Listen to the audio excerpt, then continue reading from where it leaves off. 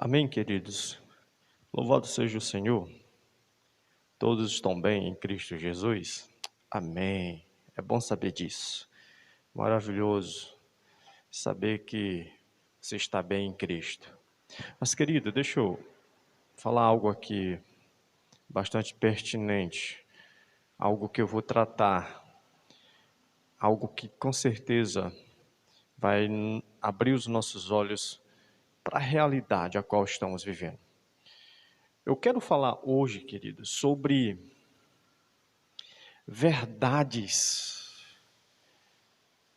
que muitos não estão praticando aqui, porém querem praticar após a morte. E não tem mais como se fazer isso, tá? É algo para se fazer enquanto vida nós temos, porque depois da morte não tem mais como. Porque a Bíblia diz em Hebreus 9, 27, ao homem está sujeito a morrer uma única vez, depois disso sucede o juízo de Deus. Amém? Então, o texto que eu quero tratar com todos, e me impactou bastante, lendo esse texto, refletindo sobre esse texto, me fez e está me levando a ter uma vida mais atuante com Deus, com a minha família e com as pessoas que estão ao meu lado. Querido, todos nós temos um tempo determinado aqui nessa terra. Ninguém está aqui para criar raízes, tá? Ninguém. Deus nos criou para a sua glória, porém o pecado veio, a morte veio, mas Cristo Jesus veio para nos dar novamente a vida eterna. Amém? Porque o nosso pai Adão falhou, mas o segundo Adão não falhou e nos abriu a porta da eternidade. Glória a Deus por isso. Então, eu quero que você abra a sua Bíblia, que está lá em Lucas 16. Lucas 16, do versículo 19 até o 31. Que é a história que fala uma parábola, mas que tem um fundo de verdade tremendo. Nós não vamos nos ater aqui a assuntos teológicos, tá? Se aqui era o paraíso, se não era o paraíso, tá? Se é o inferno, se não é o inferno.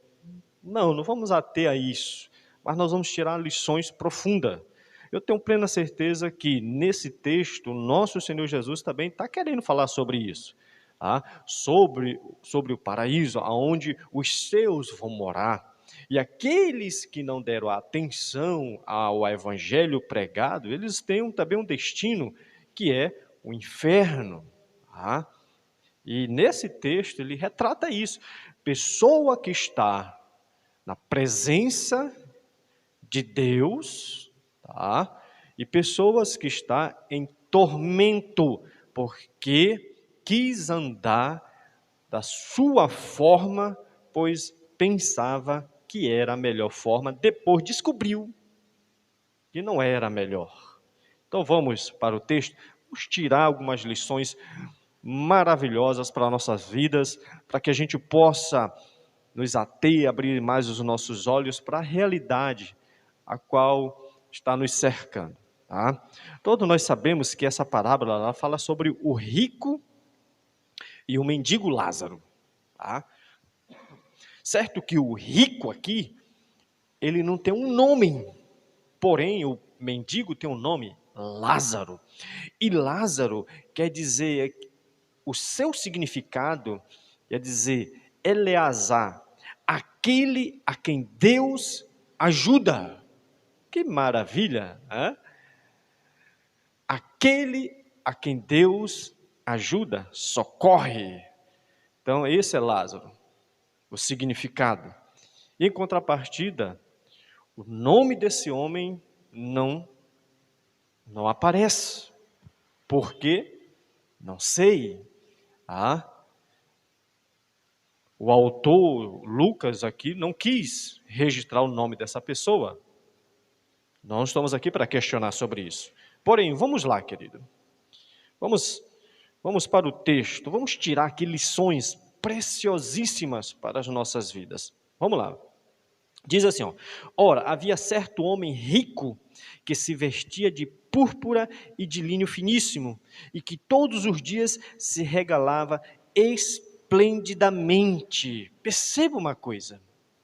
Você vai ver Salomão dizendo lá no livro de Eclesiastes, tudo que os seus olhos desejaram, ele realmente se jogou, se deixou se levar pelos deleites, pelos prazeres, mas ele próprio diz que nada daquilo trouxe satisfação plena para a sua vida, ao ponto que ele olha e diz assim: tudo é vaidade, tudo é vaidade. E você percebe que esse homem aqui era um homem rico, era um homem que tinha bastante posses, e talvez no seu entendimento, na sua consciência, na sua mente, ele diz: eu vou aproveitar a vida, eu vou curtir a vida porque eu tenho condição. Quantas pessoas não têm esse mesmo pensamento? De conquistar bens, de conquistar riquezas, na realidade com a intenção de aproveitar a vida. Há pecado nisso? Não. Mas a motivação, a intenção, aí mora o pecado, porque é centrado na pessoa. E a palavra de Deus vai nos dizer em Deuteronômio 8, 17 e 18, que toda a riqueza, que todos os bens que chegaram até nós, não foi por causa da nossa capacidade, não foi por causa da nossa inteligência, por causa da nossa força, mas sim por causa de Deus. Foi Deus que nos deu poder, capacidade de adquirir as coisas, porque a palavra de Deus diz lá em Ageu que o ouro e a prata pertencem a Deus. Em Salmo 24, 1 diz que os céus e todos os habitantes que moram na terra pertencem a Deus, tudo pertence a Deus, e nós temos que agir como um mordomo de Deus, como um administrador de Deus, como um supervisor de Deus, e não achar que nós somos dono de tudo, porque nada dessa terra nós vamos levar conosco. E a história desse homem retrata isso. Quantas pessoas não estão correndo atrás de bens, correndo atrás de ouro, correndo atrás de posse? Mateus 6,19 diz que as riquezas deste mundo, que os bens deste mundo, a traça corrói, o ladrão rouba, e ele nos orienta a buscar tesouros no céu, porque tudo aqui na terra tem o seu tempo determinado, querido. Tudo tem o seu tempo determinado.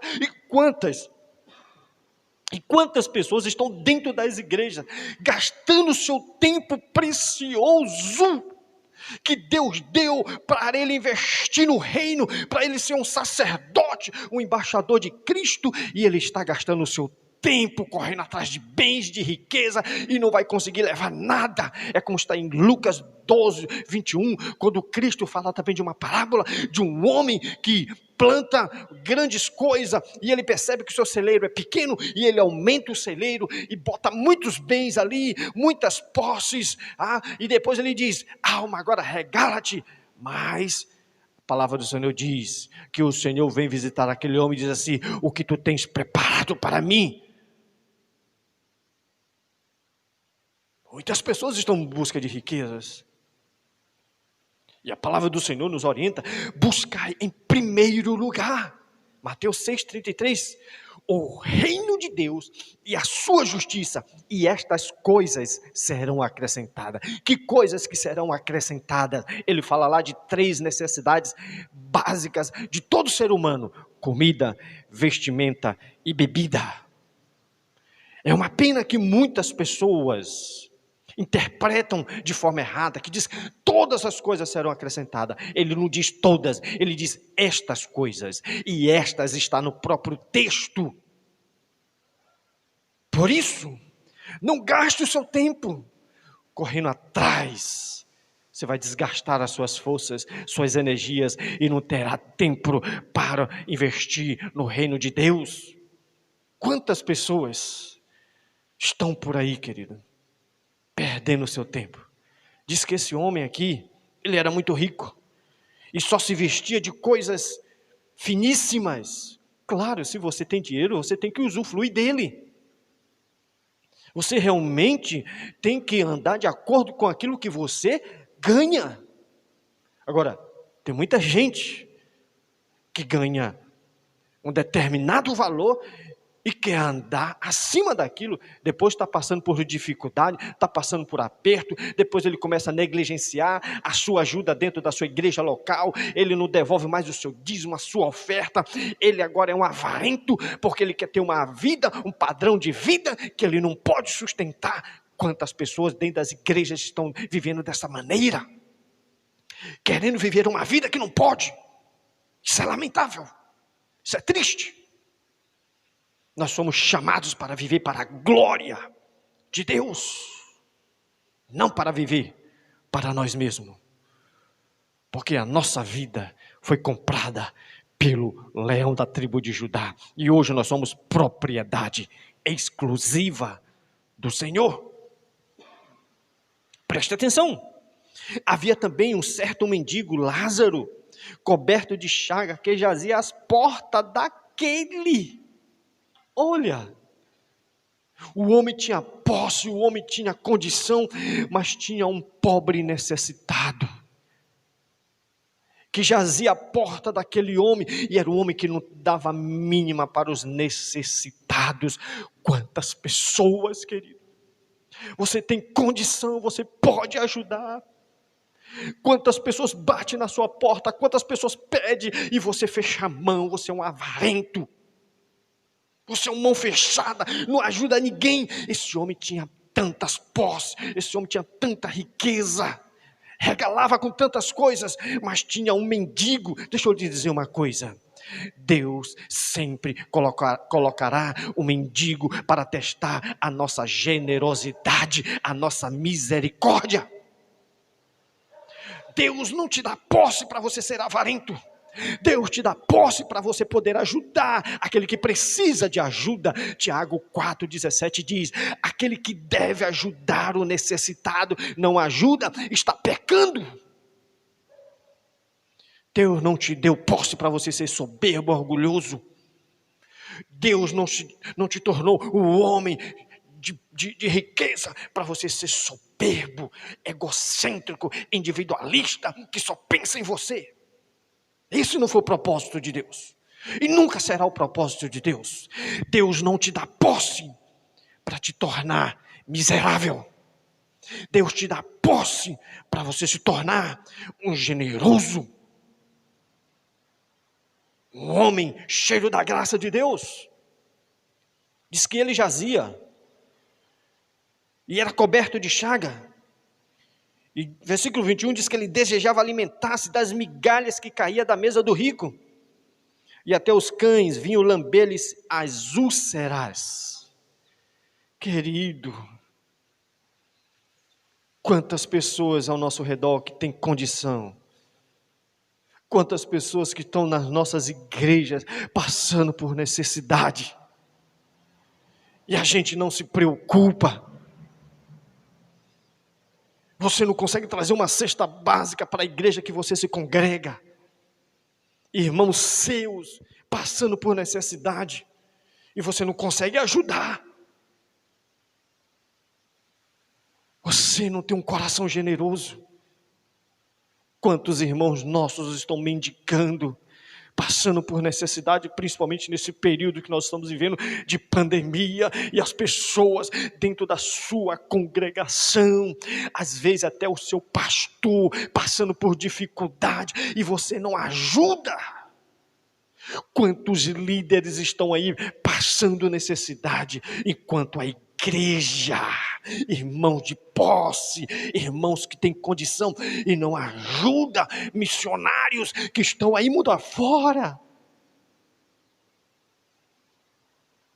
É triste ver essa realidade. E depois que partir dessa vida para outra, aí quer ser generoso, não tem mais condição.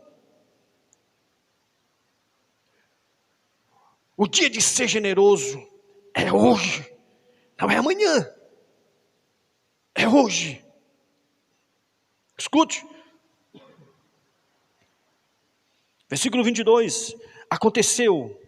Olha aí, aconteceu. Sempre vai acontecer isso na nossa vida. Alguém vai dizer, aconteceu. O quê? Todo mundo vai perguntar. Aquele homem rico morreu. Aquele mendigo miserável também morreu. Porém, há uma grande diferença. O quê? Escute. O mendigo morreu e foi levado pelos anjos para o seio de Abraão. Vírgula. Ponto e vírgula. Morreu também o rico e foi sepultado. Que maravilha! Glória a Deus! Deus é maravilhoso. Deus é um Deus generoso. Aquele que não quis dar atenção para nada, que queria viver uma vida distante de Deus, será sepultado. Porém, aquele que viveu mesmo como um miserável mendigo aqui na terra, mas foi justo, foi fiel a Deus, era um homem cheio do coração de graça, de generosidade, que dividia com os próximos, foi levado ao seio de Abraão pelos anjos. Que maravilha! Agora, querido, isso foi a introdução. Agora vamos tirar algumas lições tremendas para a nossa vida. Escute, versículo 23. No inferno, estando em tormentos, levantou os olhos e viu ao longe a Lázaro e Abraão no seu seio. Lázaro no Abraão, no seio de Abraão. Perceba uma coisa, aprenda isso. Diz que o rico estava no inferno, lugar de tormento. Ele conseguiu ver. Ele conseguiu ver Lázaro. E quando ele estava na terra com vida, ele não conseguia ver Lázaro. Mas agora diz que ele conseguiu ver Lázaro. Ele teve a visão. Ele começou a olhar. Mas enquanto ele estava na terra, ele só olhava para si, para os seus próprios desejos, para os seus próprios anseios, para as suas próprias realizações. Mas quando ele estava no lugar de tormento, ele começou a olhar. Ele começou a parar e ter visão, a perceber quem eram as pessoas, porque enquanto Lázaro estava lá, era um mendigo para ele, mas quando ele estava no lugar de tormento, agora quando ele olhou o Lázaro. Muitas pessoas, quando estiver nesse lugar de tormento, vai perceber e vai lembrar do nome das pessoas, mas já é tarde demais. E você percebe aqui também nesse texto que ele teve consciência. Muitos dizem aí, viveu, morreu e tudo acabou. Engano seu, querido, engano seu, engano seu. Teremos consciência. Nós vamos lembrar. E ele lembra que ele está no lugar de tormento e de sofrimento.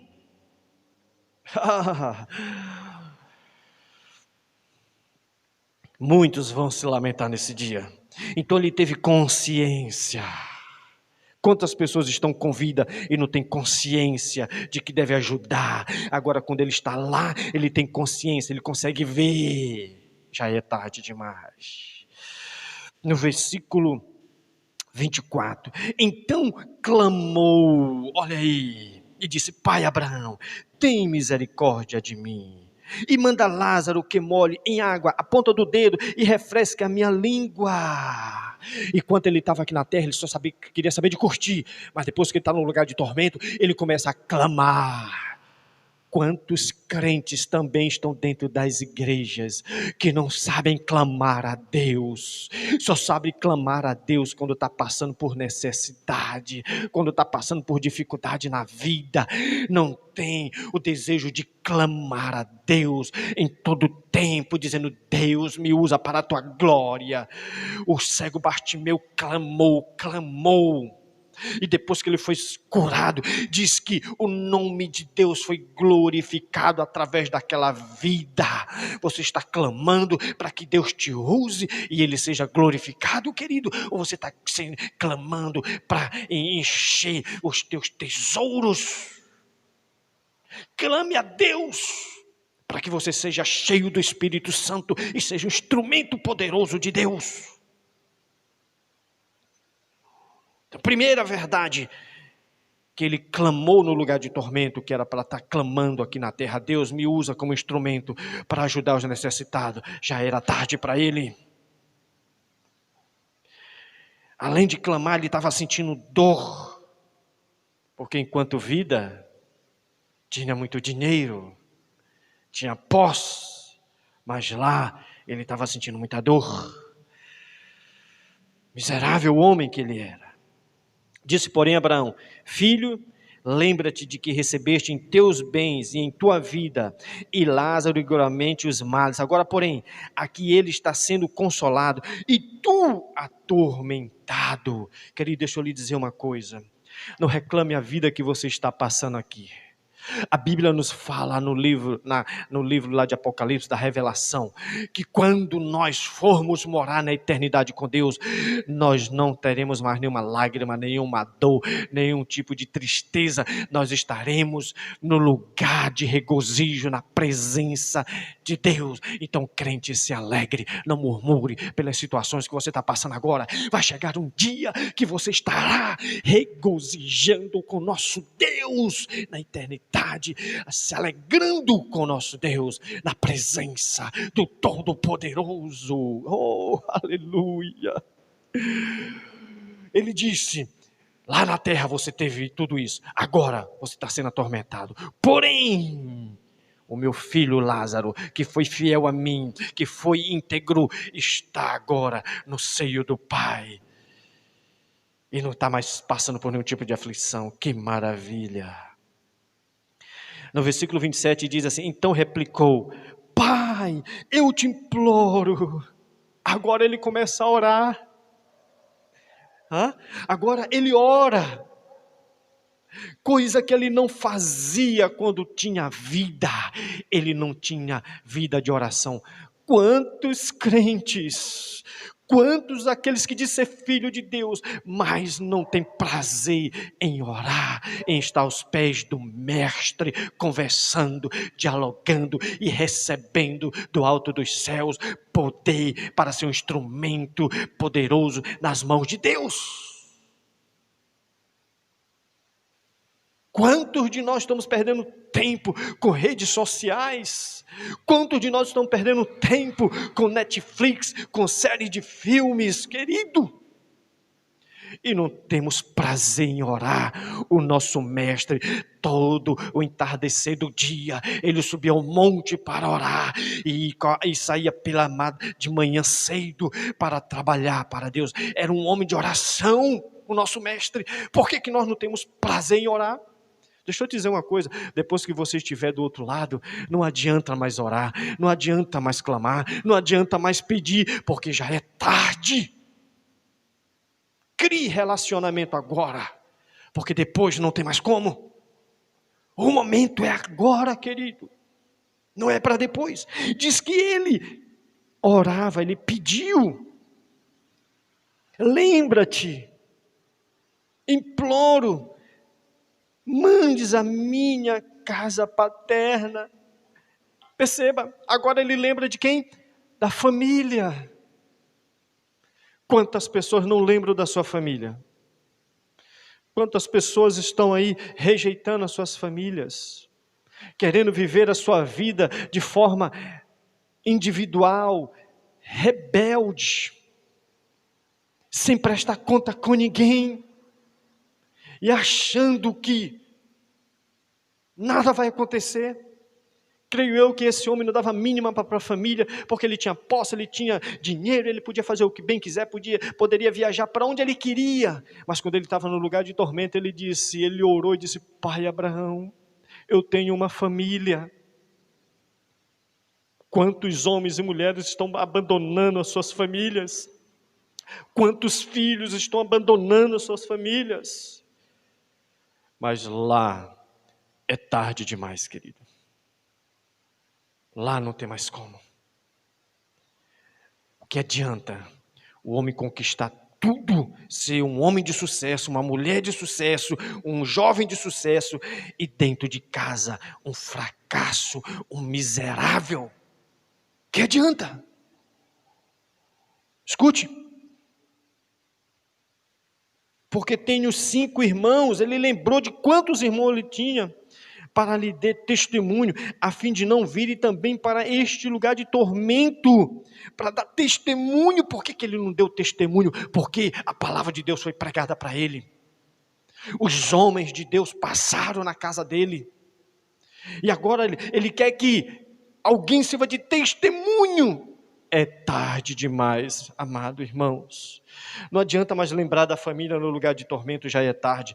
Ninguém pode mais voltar para pregar o evangelho. É para se pregar o evangelho enquanto vida nós temos. Então, se Deus está lhe dando oportunidade para pregar o evangelho para alguém, pregue. Porque eu vejo muita gente com arrependimento, com dor de consciência. Meu Deus, eu estava perto de fulano de tal e ele morreu e eu não preguei o evangelho. Querido, enquanto oportunidade nós estivermos, vamos pregar. Vamos falar do amor de Deus para as pessoas. Porque esse homem, ele clamou, ele orou, ele se lembrou da sua família. E depois, Abraão vai dizer no versículo 29, respondeu Abraão: eles têm Moisés e os profetas, ouçam-nos. Sabe, Deus tem mandado os seus soldados, Deus tem mandado as pessoas a pregar o evangelho. Então, quando você estiver no lugar de tormento, essa palavra que eu estou pregando, querido, escute muito bem. Não é só para você, é para outros também. Então, se você está sendo edificado com essa mensagem, leve para outros, para que depois eles não venham se arrepender no lugar de tormento, e já é tarde demais, para você não ficar com dor de consciência. Abraão disse: os profetas estão lá, eles estão anunciando a palavra de Deus, eles estão pregando a palavra de Deus, e eles têm que dar atenção a eles, porque olha o que ele diz, no versículo 30, mas ele insistiu: não, pai Abraão, se alguém dentre os mortos for ter com eles, arrepender-se-ão. Quer dizer, o tempo para ele se arrepender, e agora ele está no lugar de tormento, ele está dizendo: mande alguém, porque eles vão se arrepender, e eles não vão vir para o lugar onde eu estou. Olha a preocupação desse homem, para que as pessoas não fossem para o lugar onde ele está. Mas por quê?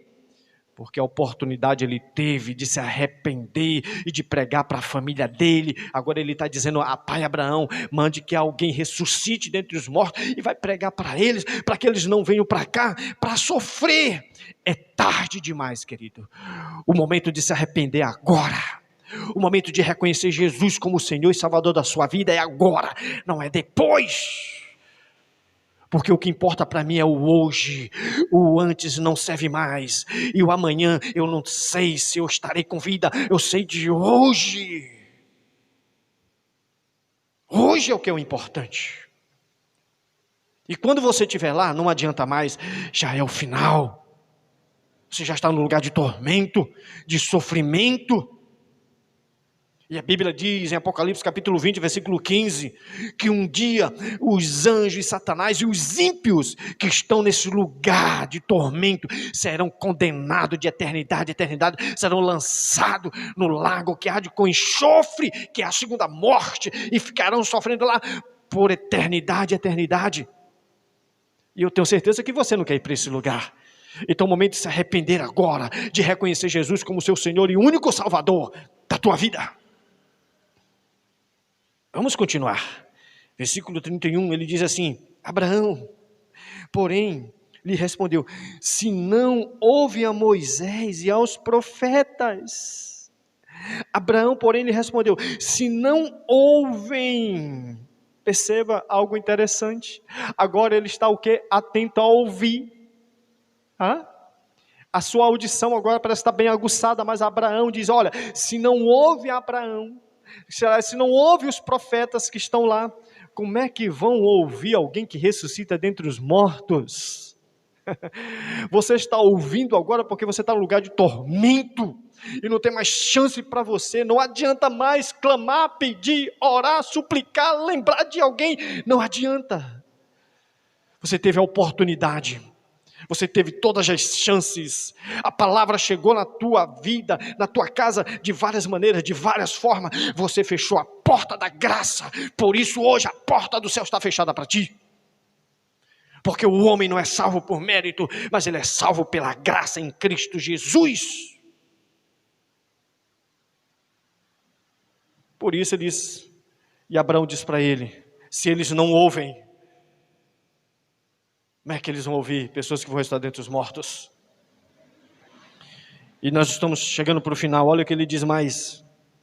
Tampouco se deixará persuadir, ainda que ressuscite alguém dentre os mortos.